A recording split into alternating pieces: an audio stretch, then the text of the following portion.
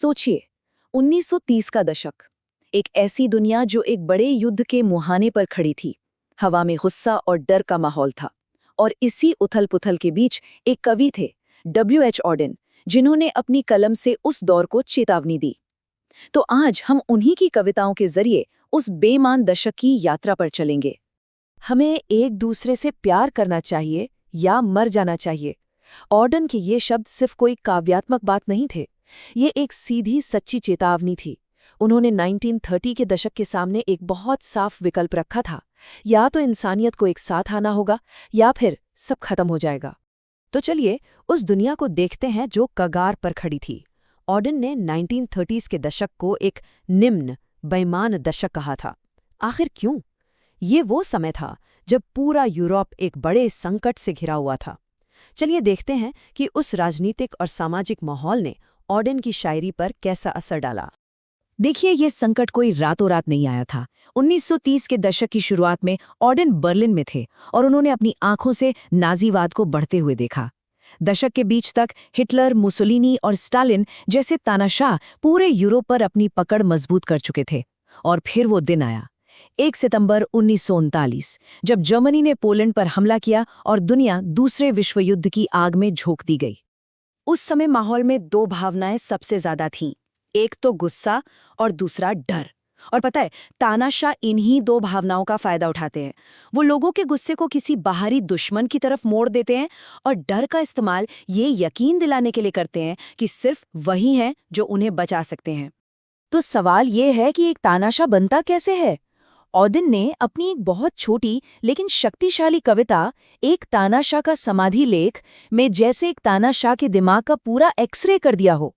ये कविता शब्दों के जरिए एक तानाशाह के मन का विश्लेषण करती है। कविता की पहली लाइन है, उसे एक तरह की परफेक्शन की तलाश थी। अब देखिए, परफेक्शन या पूर्णता सुनने में तो एक अच्छा शब्द लगता है ना? लेकिन असली खेल एक प्रकार की इन शब्दों में है। ये कोई आम परफेक्शन नहीं थी, ये एक बिगड़ी हुई खतरनाक सोच थी जो इंसानियत के लिए एक बड़ा खतरा थी। कविता आगे कहती है, और जो कविता उसने आविष्कृत की उसे समझना आसान था। यहाँ कविता का मतलब है तानाशाह के नारे, उसका प्रोपेगेंडा। और आविष्कृत यानी इन्वेंटेड शब्द बहुत जरूरी है। ये दिखाता है कि ये सब कुछ झूठ की बुनियाद पर खड़ा किया गया था, जिसे नया और सच्चा दिखाने की कोशिश की गई। और यही सादगी, यही सरलता तानाशाही का सबसे बड़ा हथियार होती है। देखिए, जो कला थोड़ी मुश्किल होती है वो हमें सोचने पर मजबूर करती है, लेकिन तानाशाही को सोचने वाले लोग नहीं चाहिए। उसे चाहिए आसान नारे जो सीधा हमारी भावनाओं पर वार करें, हमारे दिमाग पर नहीं। ऑडेन लिखते हैं कि तानाशाह इंसानी मूर्खता को अपनी हथेली की तरह जानता था। ये इंसानी मूर्खता क्या है? ये हमारी भावनात्मक कमजोरियां हैं, राष्ट्रवाद को लेकर, धर्म को लेकर, अपनी पहचान को लेकर। एक तानाशाह को अच्छी तरह पता होता है कि इन भावनाओं की चाबी कैसे घुमानी है और लोगों को कैसे काबू में करना है। कविता का अंत तो सच में रोंगटे खड़े कर देने वाला है। ये दिखाता है कि कैसे तानाशाह के आसपास के लोग बस उसकी हाँ में हाँ मिलाते हैं। जब वो हंसता है तो बड़े बड़े सम्माननीय लोग भी जोर जोर से हंसने लगते हैं। लेकिन ये हंसी असली नहीं होती, ये डर और मजबूरी की हंसी होती है। और अब इसका दूसरा पहलू देखिए, जब वो रोता है तो छोटे छोटे बच्चे सड़कों पर मर जाते हैं। ये एक लाइन तानाशाह के नकली दुख और उसकी जालिम नीतियों के बीच का भयानक फर्क दिखा देती है। उसके आंसू तो सिर्फ एक नाटक हैं, लेकिन उसके कामों का नतीजा वो बिल्कुल असली और जानलेवा है। लेकिन देखिए, तानाशाह अकेले तो ये सब नहीं कर सकते, है ना? आम लोगों की क्या जिम्मेदारी है? ऑडेन अपनी कविता सितंबर 1, 1939 में इसी बड़े सवाल से जूझते हैं। और ये कविता उन्होंने न्यूयॉर्क के एक बार में लिखी थी, ठीक उसी दिन जिस दिन जर्मनी ने पोलैंड पर हमला किया था। सोचिए, ऑडेन उस वक्त अमेरिका में थे, लड़ाई से कोसों दूर। वो उन लोगों की सोच पर सवाल उठाते हैं जो ये मानते हैं कि क्योंकि मुसीबत उनसे दूर है तो वो सुरक्षित हैं। कविता ये सवाल पूछती है कि क्या सच में हम दुनिया में हो रही त्रासदियों से खुद को अलग रख सकते हैं? ये लाइन बहुत गहरी है। ये व्यक्तिवाद के खतरे को दिखाती है।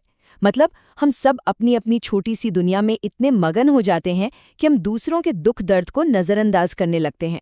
हम अपनी आज़ादी की एक जेल में बंद हो जाते हैं और ये मान लेते हैं कि बाहर की दुनिया का हम पर कोई असर नहीं होगा। तो ऐसे मुश्किल, इतने अंधेरे वक्त में कला की क्या भूमिका है? एक कविता आखिर क्या कर सकती है? जब महान कवि W.B. येट्स की मृत्यु हुई तो ऑडेन ने एक शोक गीत लिखा जिसमें उन्होंने खुद से यही सवाल पूछा, क्या कविता सच में कुछ बदल सकती है? और ऑडेन का जवाब पहली बार सुनने पर बड़ा निराशाजनक लगता है। वो लिखते हैं, क्योंकि कविता कुछ भी नहीं करवाती। ऐसा लगता है जैसे वो मान रहे हों कि कला का कोई सीधा राजनीतिक असर नहीं होता। वो सेनाओं को नहीं रोक सकती, वो कानून नहीं बदल सकती। लेकिन कहानी यहीं खत्म नहीं होती।